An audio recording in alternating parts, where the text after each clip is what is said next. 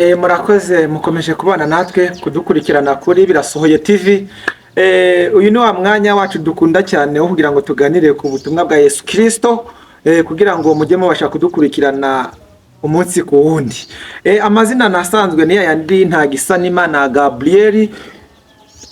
Nkabanzanye ijambo ry'uyu munsi kugira ngo ribe ryagiraho rigukura rigiraho rigushira, kugira ngo dukomeze tubane natwe muri aka kanya. Wowe uri kuranyumva uri mu burengerazuba, uri mu burasirazuba, mu majyepfo, mu majyaruguru, uri hirya no hino ku mipaka, hirya no hino Amerika, Sudani, Tanzania, kugira ngo mubashe kuba mwaryoherwa n'iri jambo tubazaniye uyu munsi. Turatangizanya isengesho rero kugira ngo ubutumwa bwa Yesu Kristo bashe kuba twabugendanamo neza. Murakoze Nyaguhora ku ngoma Gitare cy'amahanga, turagushimye turaguhimbaje. Uri umwami w'amahanga rero, tuje imbere yawe tuguhimbariza izina ryawe kuri umukozi w'umuhanga. Turakwinginze rero kanya nkaka tuje ahangaha, tuje imbere yawe tugiye kuvuga amagambo yawe. Ntace mu gutwingaye mukundi, ahubwo duhe imbaraga zo kugukora kuri Imana ikora. Uri umwami w'amahanga rero, turakwinginze kugira ngo tube hafi, utuyobore nk'uko turi ubwoko bwawe, uduhe umugisha kuko turi ubwoko bwawe. Mbere na mbere dusabye ubwenge kuko ibindi byose byizana, kuko ari wowe utanga ubushobozi. Uri umwami w'amahanga rero, turagusabye rero kugira ngo twambutse kiriya kizenga, kugira ngo twambitse kiriya kiraro nk'uko wambukije Abisirayeli inyanja itukura, natwe ugira aho dukura, ugira aho dushyira kuri umwami w'amahanga. Urakoze Nyaguhora ku ngoma rero, duheje imyuka y'abadayimoni byabasha kudutera ubihambirira ikuzimu, ahubwo dufashe mu izina ryawe Yesu Kristo. Urakoze, ibiganza byawe bidogozeho kuko uri umwami w'amahanga. Wohereza abamarayika bawe batugotere muri sengesho, ukomeze uduhumurize ubane natwe mu izina ryawe Yesu. Urakoze, amen. Murakoze rero bantu barimo muradukurikirana kuri Birasohoye TV. Uyu munsi twabazaniye ijambo rya Yesu Kristo riboneka mu gitabo cya Yohana. Yohana ni umwigisha, wari umwigisha mwiza, yakoze ibikwiriye Yesu Kristo aramwishimira cyane. Ariko ndagira ngo mbazanire ijambo ry'uyu munsi riboneka mu gitabo cya Yohana ibice 9 umurongo waho hambere, kugira ngo rero dufatanye tuvuge kugira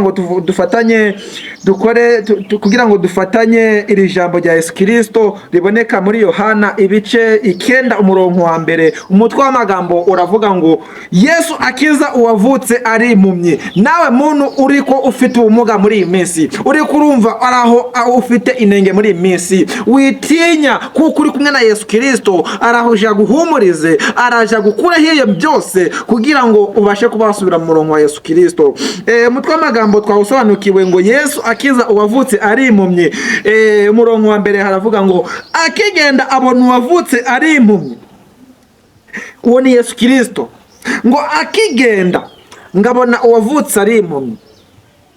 Abigishwa baramubaza bati, mwigisha, ninde wakoze icyaha?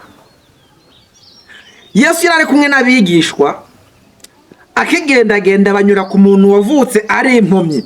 Abigishwa baratangara, baratangirana bajyana inzara, barabazanya bati, timwigisha, kuko bari bazi ko Yesu Kristo ari ufite imbaraga, ari wari ufite ubushobozi, wari ufite ubusobanuro. Baramubaza ati, mwigisha, ati ninde wakoze icyaha?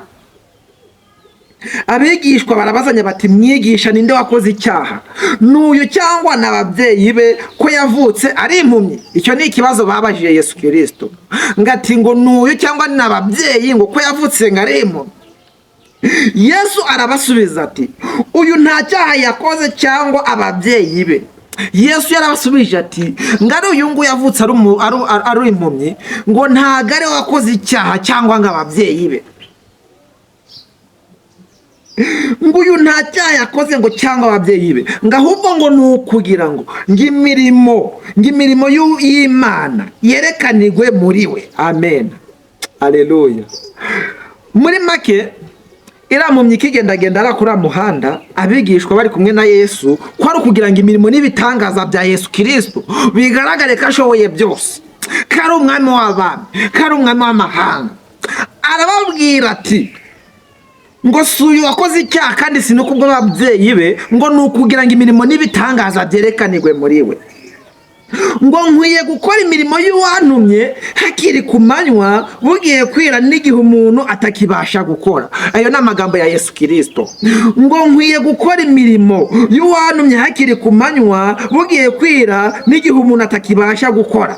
Ngo nyiri mu isi, ngo nyiri ku isi, ngo ndi umucyo w'isi. Haleluya. Wowe uri kurumva aya magambo, agira aho agukura ntabwo agira aho agushyira. Yesu agukure mu byaha, Yesu agukureho imikoshi, Yesu agukureho inyatsi. Oh haleluya. Amaze kuvuga cyo acira amacandwe hasi.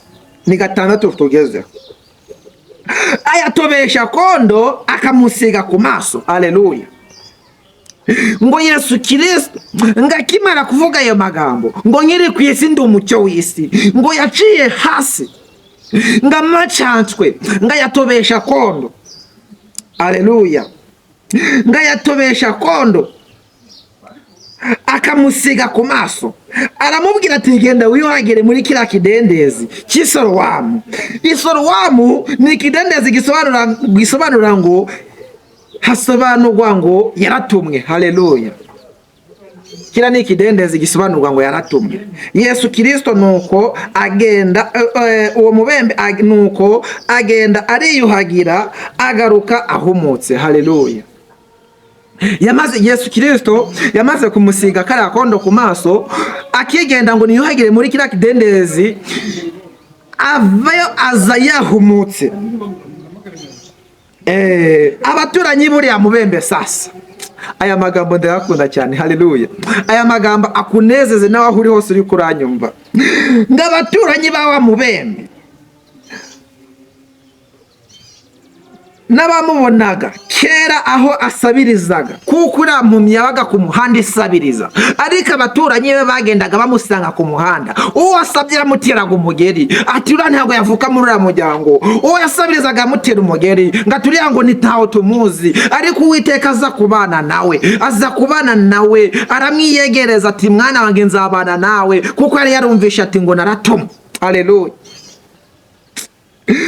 Ngo asabiriza barabazanya bati ngese niwe wicaraga asabiriza? Bamwe bati niwe. Abo nabamubonye yarahumutse. Haleluya. Abo nabamubonye yarahumutse. Ibitangaza by'Uwiteka byaramuziyeho, kuko Uwiteka yari yarasezeranye nawe ati mwana wanjye nzabana nawe. Abaturanyi bagendaga bamugeraho agasabiriza ku muhanda yicaye ngo wamfunguriye, ariko bageze bakimara kubona Uwiteka yamusiza kondo ku maso, baratangira barabazanya ati ese nuriya wicaraga ku muhanda asabiriza? Bamwe batangira gutungurwa, kuko babonaga ko bitabasha kuba byakunda. Babashaga kuba bamenya ko bitashoboka kuby'imyizerere mike y'abazimu n'abadayimoni, ariko kubw'imbaraga za Yesu Kristo byarashobotse mu izina rya Yesu. Haleluya. Imbaraga z'Uwiteka zirakora. Nawe uri kuranyumviriza ahangaha, waba ugendera ku mbago, waba ugendera mu kagare, ezere imbaraga za Yesu Kristo arizo ziguhumuriza, nawe wizere ko usubirira ubumuntu. Haleluya.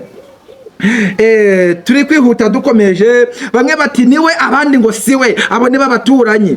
Icyakora haza kuza umuntu umwe aravuga ati ngicyakora ngasa nawe arabasubiza ati ngo ninjye. Haleluya. Mwumva imbaraga z'Uwiteka Imana. Ngo nawe arasubiza ati ngo ninjye, mwinshidikanyaho, ninjye Uwiteka Nyiringabo yakoreyeho ibitangaza ndahumuka. Haleluya. Baramubaza bati mbese wahumutse ute? Haleluya. Batangiye kubazanya, kuko imbaraga z'Uwiteka zari zamugezeho. Batangira kubazanya ati uyu ni wa undi twabonaga asabiriza, tumunyura hafunguza, kuko babonaga ibitangaza by'Uwiteka bitazamugeraho. Bari baramutereranye. Wowe uzi ko uri kuranyumva ahangaha kuri Birasohoye TV, wikwigwanirira, ariko Uwiteka aje kukugwanirira. Amen.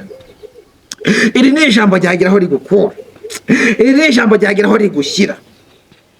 Nawe kubw'imirimo n'ibitangaza Yesu Kristo yamukoreye, yarivuyemo arababwira uti ninjye. Arabasubiza ati wa muntu witwaga Yesu yatobya kondo akansiga ku maso, arambwira ati jya i Sorowamu wiyuhagire, nuko ndagenda ndiyuhagira ndahumuka. Ibitangaza by'Uwiteka Imana. Nuko Uwiteka akomeza abana nawe, aragenda ajya i Sorowamu ariyuhagira, kuko Uwiteka Imana akora ibitangaza, arahumuka. Aleluya, aleluya. Baramubaza bati ari hehe? Ati simbizi. Uwari impumyi bamushyira abafarisayo. Aleluya. Turekere aho ngaho tuganire ku ijambo ry'Uwiteka Imana. Uwiteka Imana rero akomeza kubana nawe, kuko yavutse ari impumyi, arakomeza kuko yarazi isezerano rye, ati ngo nkwiye gukora kuko Uwiteka niko akora imirimo n'ibitangaza. Mukomeze kubana natwe kuri Birasohoye TV. Aya ni amagambo tugenda tubagezaho uko bwije uko bukeye. Nawe uri kuranyumva muri aka kanya, izere Uwiteka kuko ari kumwe nawe, wikwigwanirira, witinya, ahubwo izere umwuka wa Yesu Kristo, kuko ari uhumura, kuko ari ugabura. Uwiteka Yesu Kristo ntawamuhungiyeho, uzikorera amaboko. Yesu Kristo arihagije, ntiyabuze ibyo kugabura, ntiyabuze imyambaro. Umuhungiyeho wese aba muri Yesu neza, akanezererwa. Amagambo nayo ngana nabateguriye uyu munsi. Mukomeze kubana natwe.